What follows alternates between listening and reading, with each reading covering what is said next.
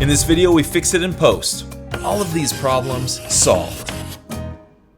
You may find yourself disheartened because you spent hours of research finding the perfect guest for your video podcast. And after recording, there are so many problems. The good news is we can actually make this work in the edit. What's that noise? What's that? That noise, can you turn it down? Yeah, that's my heater. Yeah, can you turn it down, please? Okay, I'll turn it off. Oh, sorry. Thank you. This video is sponsored by Riverside. The first glaring issue with this interview is the blue hue. The image is leaning cooler, and we can quickly balance the color back to a neutral tone using Riverside's built-in color adjustment sliders. Click on the clip that needs to be fixed, and this will change the settings available within the toolbar above the image. Then select the track settings icon to reveal a number of settings to adjust to your liking. Navigate to the color adjustments available in the video section, and here we will first focus on the temperature slider. We can pull it all the way to the left and you have a cooler or blue image, and further right, it warms up the image or becomes more orange. Because it was so blue, this actually looks a lot better and less orange than it would be if it was a more neutral tone. Color can be tricky to get right because our eyes, they're always referencing other images or color and light on the screen and within our environment. To ensure higher color accuracy, close those blinds, turn off the lights, or hide underneath a blanket so you are only seeing the light and color emitting from your computer monitor. When it comes to color adjustments, subtlety is key. Slowly make changes. Sometimes looking at white or gray tones within the image can help with the process because they lack color, making it easier to see whether it's leaning more blue or orange. And I'm not going to stop here. Increasing the contrast will give our image a bit more punch. That'll create a slight bit more separation from the background. I'll also increase the overall brightness to give it a bit more of a welcoming high-key look and bump up the saturation to inject a bit more color, bringing more life. This makes it a lot more welcoming than that blue, cold, low contrast image. Before, after. Better? Yeah. On to the next fix. I've been making pizza since I was little kid. Fixing bad audio is a must. Audiences are much more forgiving of bad picture quality than audio. The truth is that the majority of your viewers probably have the podcast running on their phone or computer while they're working on something else, doing laundry, chores, whatever they're doing. If the audio sucks, it's going to make those chores worse and it's going to give them a headache. More than likely, they're going to turn it off. Thankfully, there is a very reasonable solution to this, and that's Magic Audio. Click on the video, then track settings. Enable Magic Audio. This will take a few moments for Riverside to process the audio. The theme of subtlety continues here because I wouldn't suggest cranking this slider up to 100% because that's going to introduce audio artifacting, which are little blips and glitchy static sounds occurring from the audio processing. Try starting at 0% and slowly adjusting the slider, paying attention to how each incremental change affects the audio's quality. And a pro tip here, similar to removing all the extraneous light and color when correcting the blue hue, we will benefit from using a pair of headphones, so the only thing audible is the clip we're fixing. Before. She'd be making the dough in the kitchen and I would be After. Helping her, and I'd knead the dough aggressively with my fist, just punching it. Better? Yeah. Inject more flavor into the dough. On to the next fix.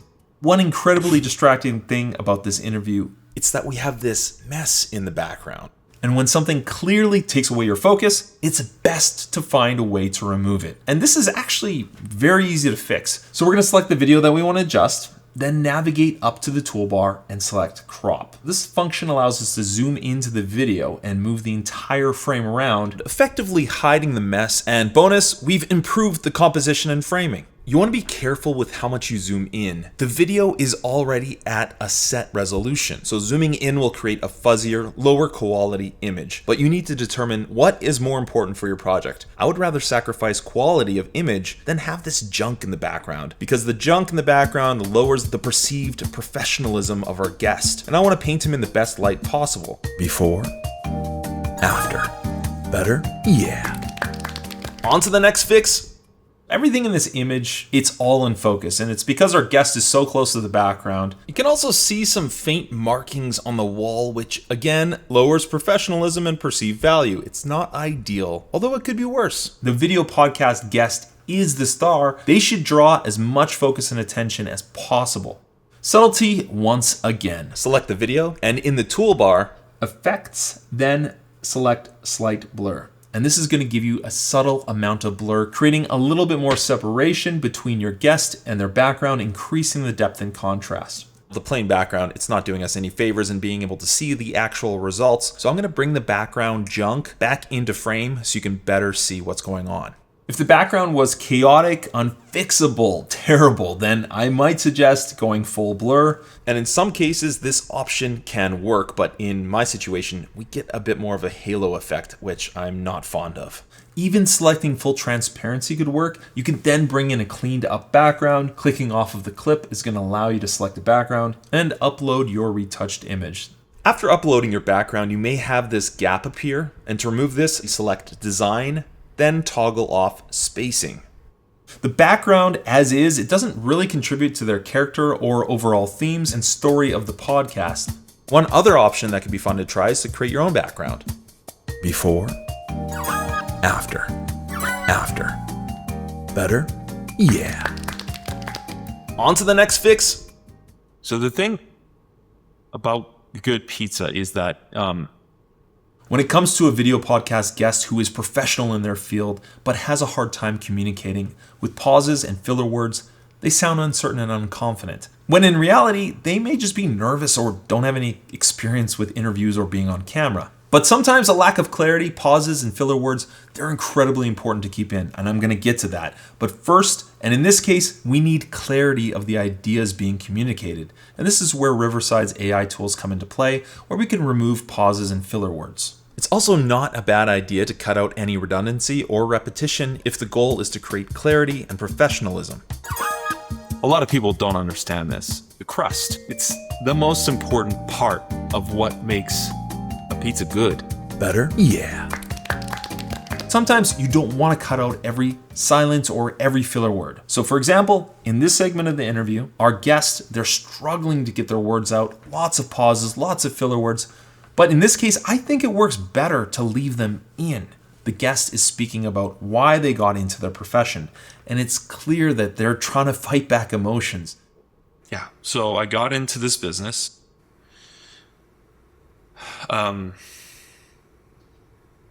Because people, they don't get it. That makes this part of the interview engaging. We want to know why they're upset. What's causing them to struggle to get their words out? This shows our guests' humanity. It raises the stakes and creates a deeper emotional connection for the audience. Okay, pineapple, it doesn't belong. It doesn't belong on pizza. Okay, I know that this example is ridiculous, but I'm trying to get this point across. If I cut out the filler words and the pauses, it completely sanitizes this vulnerable moment. So I got into this business because people, they don't get it. Pineapple, it doesn't belong on pizza. We rush through it, removing the most important part of the interview, which is the emotional connection. The pauses create tension, emphasizing the weight of what they are saying. And the filler words, they help us understand the emotional state our guest is in. You're going to need to judge for yourself whether cutting out silences and filler words help or hinder that emotional connection. You know, if the audience doesn't care in the first place, they may not be able to bear the slower pace. And in this case, you may have also found yourself wanting to click through that example since it's isolated. There's no information around it to make you really care. And you may have no reason to buy into this podcast guest since you don't know anything about them other than these examples. Overall, though, I think we found a better balance of pacing and emotional connection with this portion of the interview. With the changes we made, our image is now bearable to look at. The background's no longer distracting, the audio greatly improved, and our video podcast guests' confidence matches their credibility without losing what makes them human. If you found yourself with less than ideal results, try out some of these tips covered in this video. Thanks for watching. The wetness of the pineapple, it gets all over the crust and it compromises the structural integrity of the whole pizza. You get this soggy, inedible mess. That's really what began my journey into crafting only classic cheese pizzas.